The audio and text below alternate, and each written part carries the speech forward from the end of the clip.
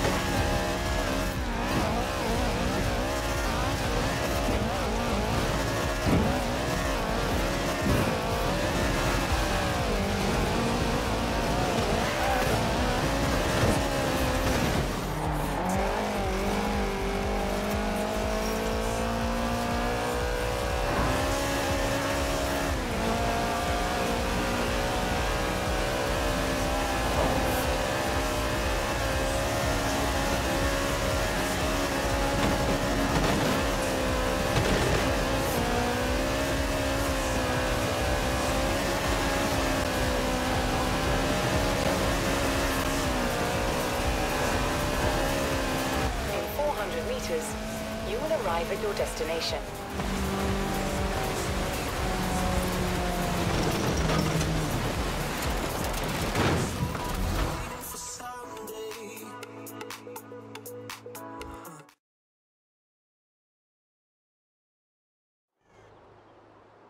Ford, that most American of cars. But the Ford Escort, oh, that's British. And more than that. The Escort would become for many synonymous with Group B. In the 70s, Ford had embraced that destiny so firmly that they'd begun their own championships to find new drivers. Drivers for cars like the RS 1800. This was a car designed explicitly for rallying, with a powerful fuel-injected 1790cc Cosworth BDE engine.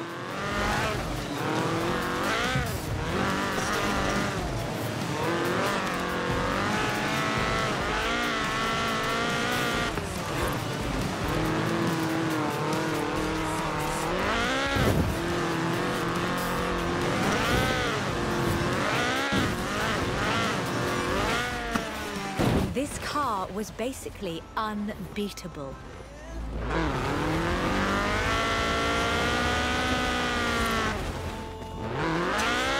I know you want more time in that car, but we really do need to get this shot today. This was a car designed explicitly for rallying, with a powerful fuel-injected 1790cc Cosworth BDE engine.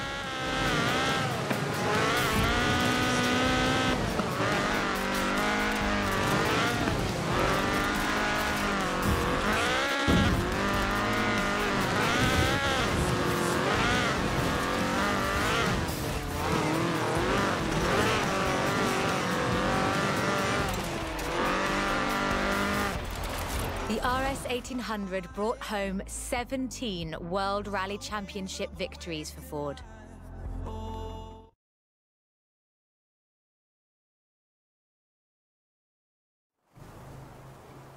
So, of course, Ford set out to design a better one. The RS 200 Evolution was their answer. A purpose-built rally car designed to do one thing: win Group B. With a 1.8 turbocharged Ford Cosworth BDT engine and all-wheel drive, the RS 200 had perhaps the best suspension platform of any car of its era. The chassis was fiberglass from Reliant, and a massive Ford parts bin was raided to give the car that iconic look.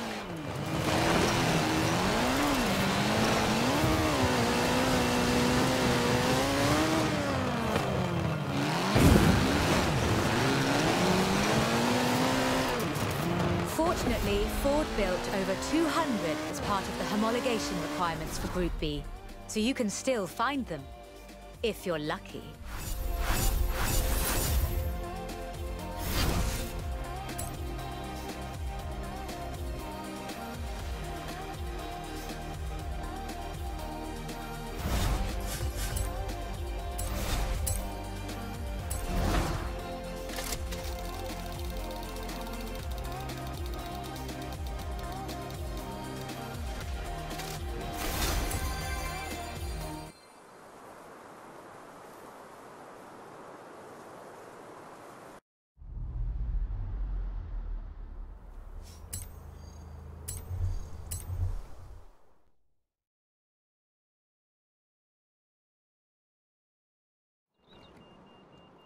You know, I really like this car. Not that I'd want to drive it for too long. Squeeze yourself in there and let's see just how fast you can make it go. Which won't be too fast. But hey, I could be surprised. The Peel P50 has the dubious honour of being the smallest production car in the world. A one-door microcar coupe, featuring a 42cc air-cooled engine, capable of a heinous 38 miles an hour. And a handle, so you can pick it up and carry it with you when you get to work. And keep in mind that this is the production version. The prototype had the single wheel at the front. Why would you think that was a good idea?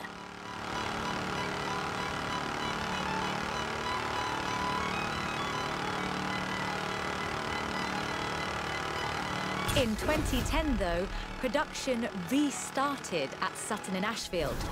So, if you'd like to own the modern incarnation of this, I suppose you can.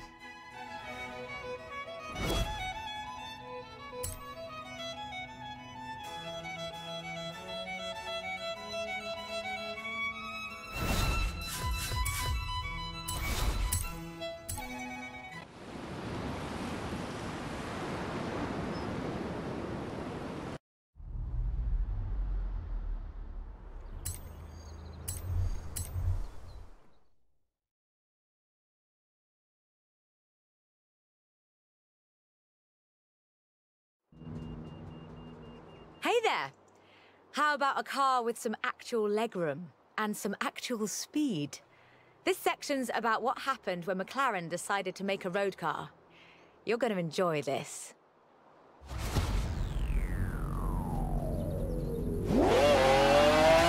The track and the road have very different requirements. For McLaren, that was a challenge they were more than willing to embrace. In 1988, they set out to create the finest sports car the world has ever seen. By 1993, they had achieved their goal, and the honestly fantastic F1 was the result. 106 would be built across all variants, and it remains one of the very best road cars ever made. The F1 has no turbocharger. That would have compromised the driving experience, increased complexity, and resulted in turbo lag. The F1 is a naturally aspirated supercar, one of the fastest in the world, in fact. Everything about this car is innovative, from the carbon fibre monocoque to the central driver position. McLaren threw the book away when they designed the F1. Then they wrote a better one. The F1's monocoque chassis is incredibly lightweight, only 100 kilos all told, which posed a significant challenge because carbon fibre and fiberglass aren't great insulators. So, McLaren lined the entire engine compartment with gold. In 1998, the F1 prototype set the world record for fastest production car, a record that would stand for 2 decades until the Koenigsegg CCR claimed the crown. McLaren's racing heritage is so deeply ingrained in this machine that when they took it to Le Mans in 1995 and faced off against purpose-built racing machines, they won.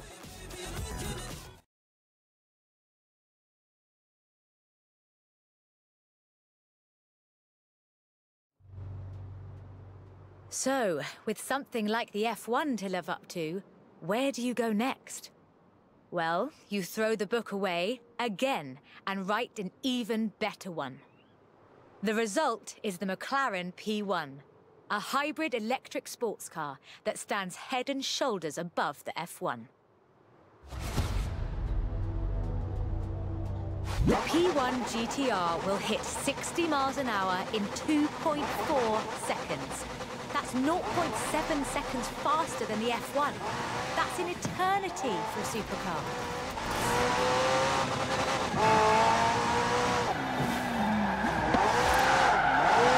The car's blistering performance is delivered by a twin-turbo V8, supplemented by a McLaren ECU electric motor and instant power assist system. And they do mean instant. At the roundabout, take the third exit.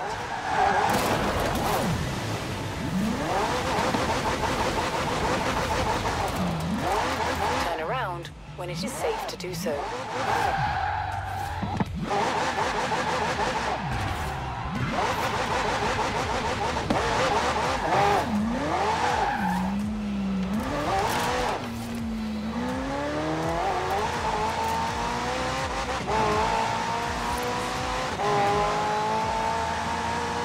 Remember those problems with turbo lag? McLaren solved that with the hybrid drive. While the turbos build pressure, the electric motor drives the wheels. No turbo lag, just torque. And because it's a hybrid, it has an all-electric range. Running on batteries alone, that's 6.2 miles. A bit more if you're going downhill. The P1 GTR will hit 60 miles an hour in 2.4 seconds. That's 0.7 seconds faster than the F1. That's an eternity for a supercar.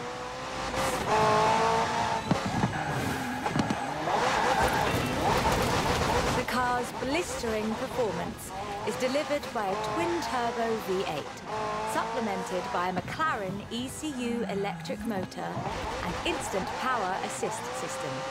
And they do mean instant.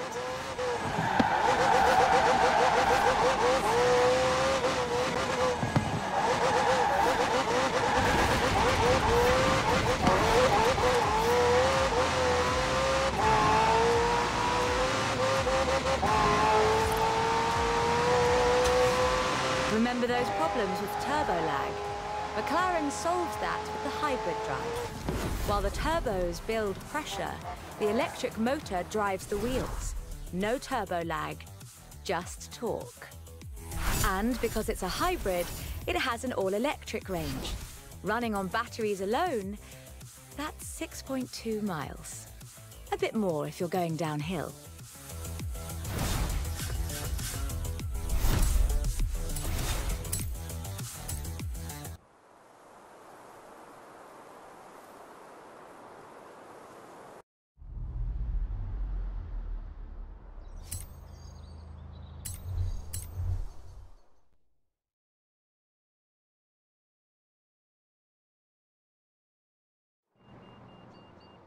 I quite like sleeper cars. Did Alex ever tell you the story of what we got up to in Colorado? There was this sleeper car competition, you see. Let's just say no one was ready for the Sunbeam.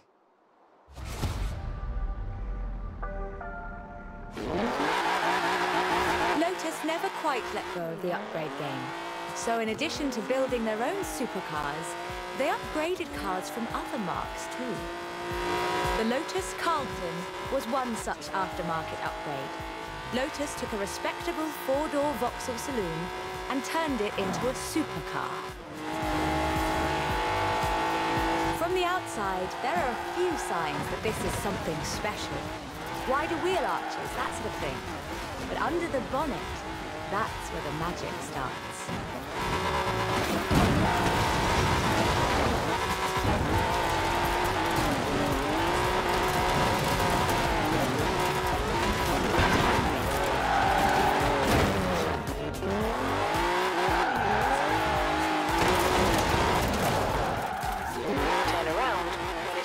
To do so.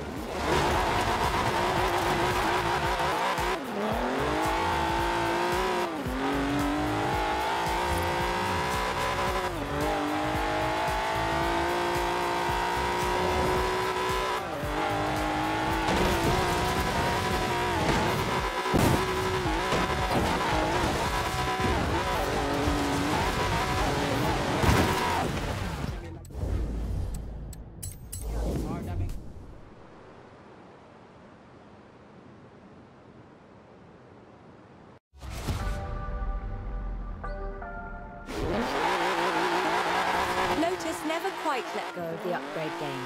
So in addition to building their own supercars, they upgraded cars from other marques too. The Lotus Carlton was one such aftermarket upgrade. Lotus took a respectable four-door Vauxhall saloon and turned it into a supercar.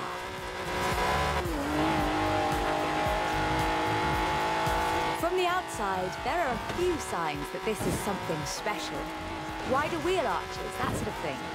But under the bonnet, that's where the magic starts.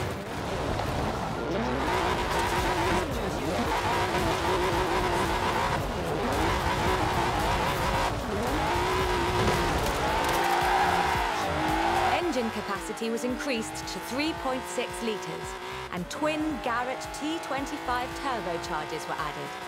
The engine block was reinforced, and new crankshafts were forged by Opel and machined in Germany.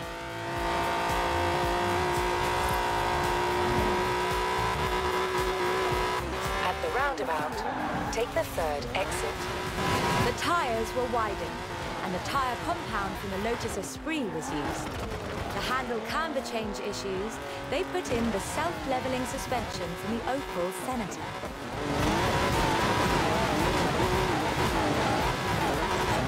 In 400 meters, you will arrive at your destination. That was not bad, but could we make it a little more majestic?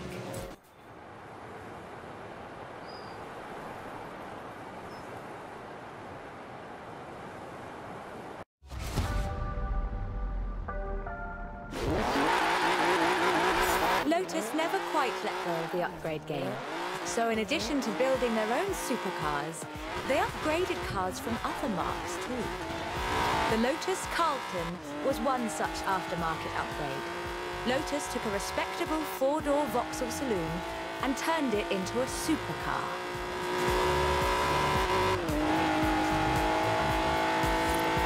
From the outside, there are a few signs that this is something special. Wider wheel arches, that sort of thing. But under the bonnet, that's where the magic starts. Engine capacity was increased to 3.6 litres, and twin Garrett T25 turbochargers were added. The engine block was reinforced, and new crankshafts were forged by Opel and machined in Germany. At the roundabout, take the third exit. The tyres were widened, and the tyre compound from the Lotus Esprit was used. To handle camber change issues, they put in the self-leveling suspension from the Opel Senator. In 400 meters, you will arrive at your destination.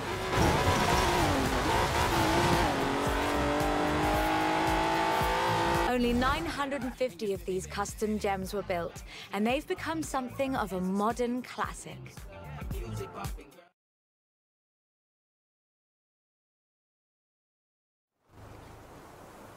The Lotus Carlton was an example of how to turn a saloon into a supercar, but that's not the only thing Lotus got up to. In 1979, Chrysler approached Lotus to create a strict rally version of their Sunbeam three-door hatchback. Lotus, as you might imagine, rather enjoyed the challenge.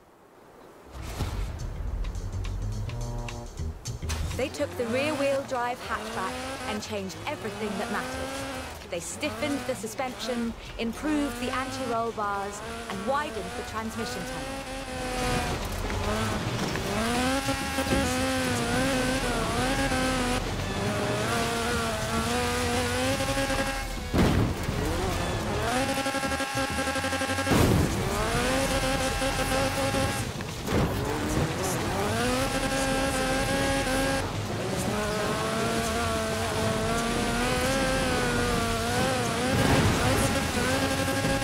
You're right, not to worry, reset and let's try another take. Don't sweat the technique.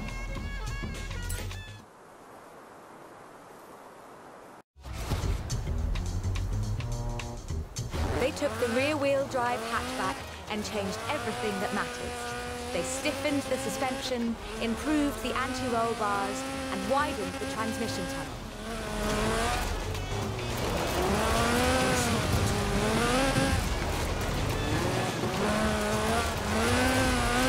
Performance was increased by fitting a 2.2-litre version of the Lotus 911 slant four-cylinder engine. resulting in an impressive 250 brake horsepower, up from a meager 105 on the original.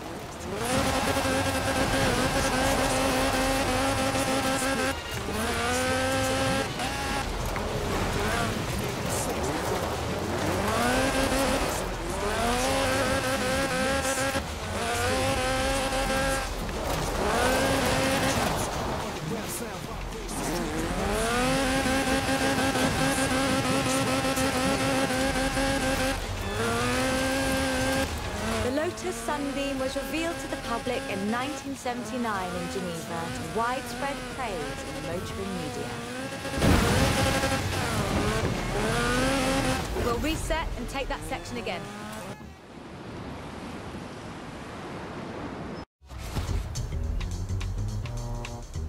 They took the rear-wheel drive hatchback and changed everything that matters. They stiffened the suspension, improved the anti-roll bars, and widened the transmission tunnel.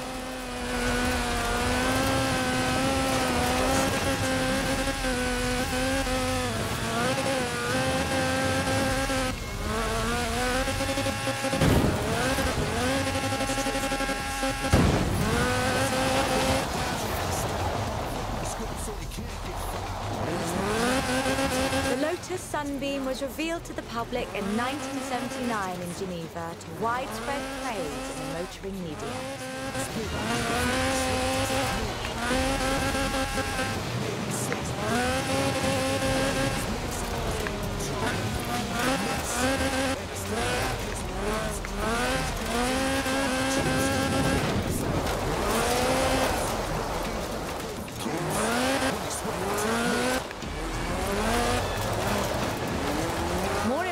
The Lotus Sunbeam saw racing success too.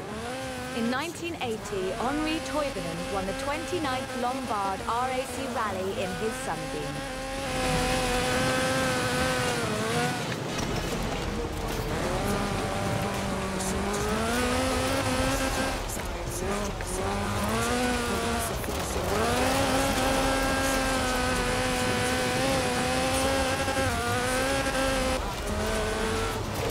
Makes you wonder if Lotus should do more conversions. It's a silly question, actually. Lotus should do more conversions. In fact, I'll call them right now.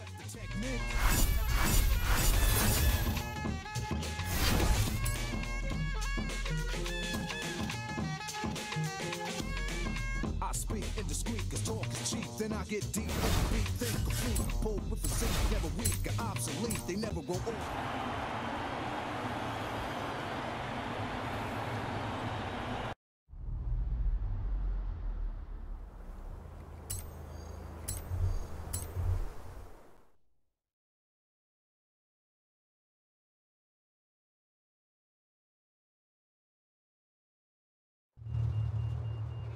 I honestly think these might be some of the most beautiful cars in the world.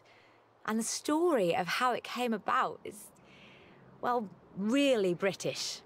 Get in the car and let's get this segment.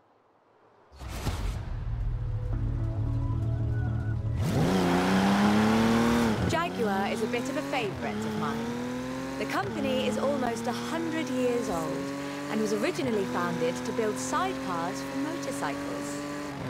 But this is the car that really set the bar, I think. The 1961 E-Type.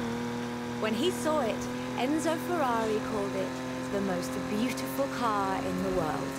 High praise indeed. He wasn't alone in his admiration. Accolades have followed this car ever since. It's been in movies, comics, games, and TV shows. Unlike some later cars in the marque, it wasn't just looks though. The E-Type was light and fast.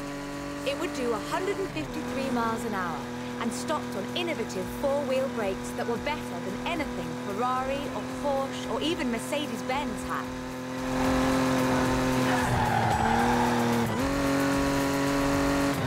It was solid too, with a design based on the D-Type that won the 24 Hours of Le Mans 3 years in a row. At the roundabout, take the second exit. Anyone who owns an E-Type will tell you that the key to their reliability is to drive them regularly, as if you'd need the excuse.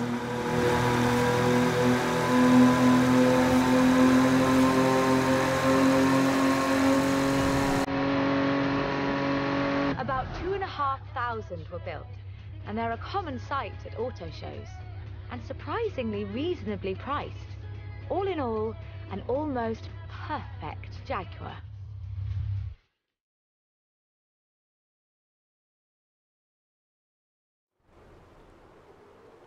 The E-Type was the successor to the Le Mans winning D-Type. But what would that look like if Jaguar designed it today? In 2013, Jaguar answered that question with the F-Type Project 7, a spiritual successor to the E-Type, and designed from the ground up to be the purest, most enjoyable Jaguar yet. The car's heritage is proudly displayed in the gorgeous D-Type curves and the distinctive aero hunt behind the driving position.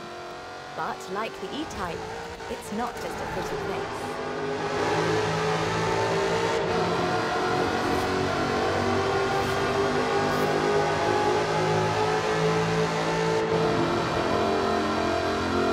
Powered by a 5-litre V8 supercharged engine, with a fully aluminium body, it's blisteringly fast, with a 0 to 60 speed of 3.8 seconds and a top speed of 186 miles an hour.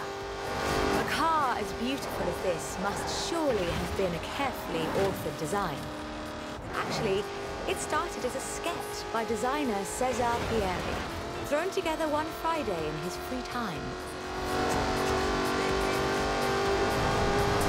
Jaguar's design director, Ian Callum, saw the sketch in a thumbnail on Cesar's computer during a meeting and asked him what it was.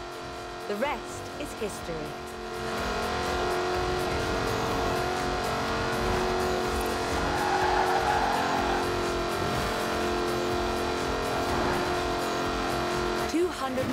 Project 7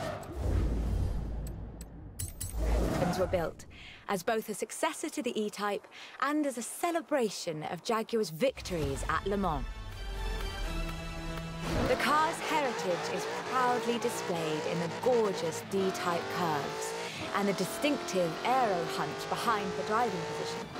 But like the E-Type, it's not just a pretty face.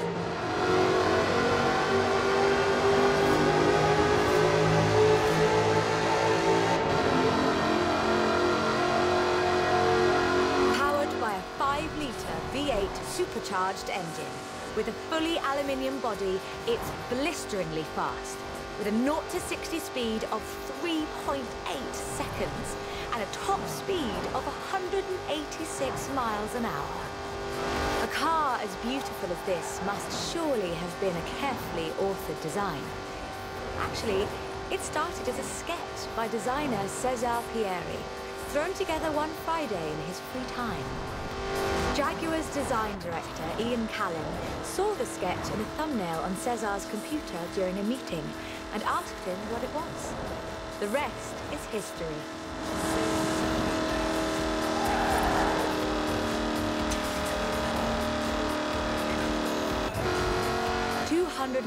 Project 7s were built, as both a successor to the E-Type and as a celebration of Jaguar's victories at Le Mans.